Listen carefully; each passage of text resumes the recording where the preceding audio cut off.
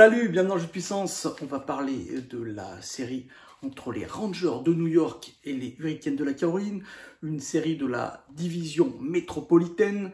Comment se sont qualifiées ces deux équipes? On va revenir, deux équipes qui ont eu du mal à se qualifier. 7 matchs pour les deux équipes, 4-3 du côté des Hurricanes contre Boston et 4-3 du côté des Rangers contre les Pingouins de Pittsburgh.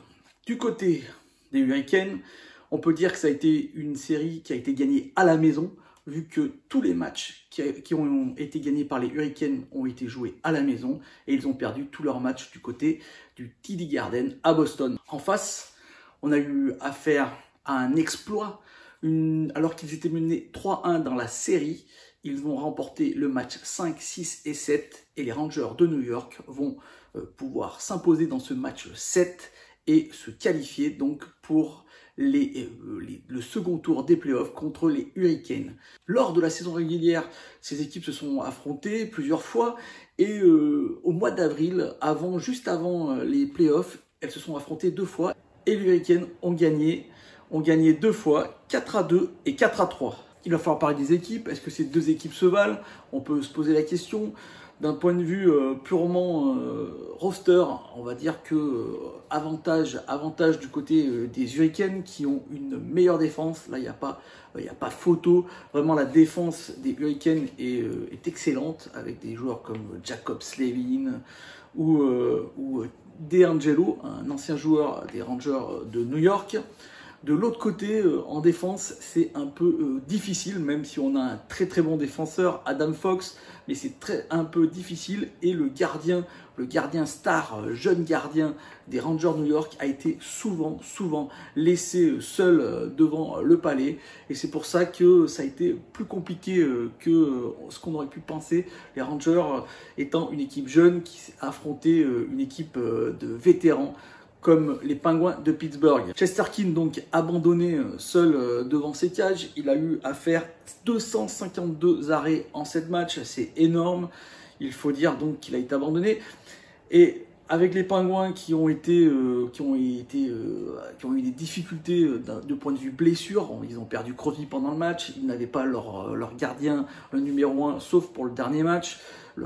Ils jouaient avec leur gardien numéro 3, ils ont été dominants du point de vue de l'attaque, ils ont été plus offensifs que les Rangers de New York, et donc on se dit que les Hurricanes qui eux ont vraiment une offensive très très intéressante, très très profonde, avec plusieurs lignes qui peuvent être dangereuses, on se dit que du côté des Rangers, si on laisse encore une fois Chesterkin se débrouiller tout seul, il ne pourra pas faire des miracles à chaque match.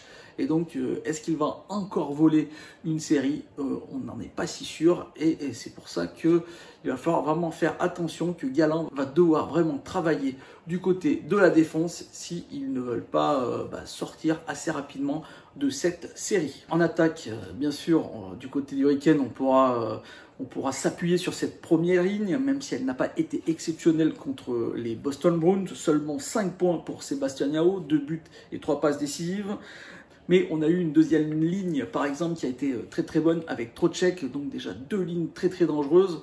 Attention pour les Rangers. De l'autre côté, on connaît les attaquants. On a une ligne de jeunes, une troisième ligne de jeunes avec Lafrenière, Capocaco et Chytil qui a été pas mal lors de ces playoffs. Pour l'instant, lors de la série contre les Penguins de Pittsburgh. Les stars d'Zibanejad ou Chris Kreider ont eu plus de mal en début de playoff, mais c'est grâce à eux qu'ils se sont qualifiés. Ils se sont réveillés pour ces 3 derniers matchs et Zibanejad, par exemple, a fait un 7e match vraiment exceptionnel. Il a eu 4 points pour le match 6, il a eu 3 points pour le match 7, et donc c'est un peu grâce à ces stars que New York a pu se qualifier contre les Pingouins. Il y aura aussi un combat des unités spéciales. Le power play des Rangers de New York est très très bon, mais attention parce que le désavantage numérique des Hurricanes de la Caroline, lui aussi, est très très bon.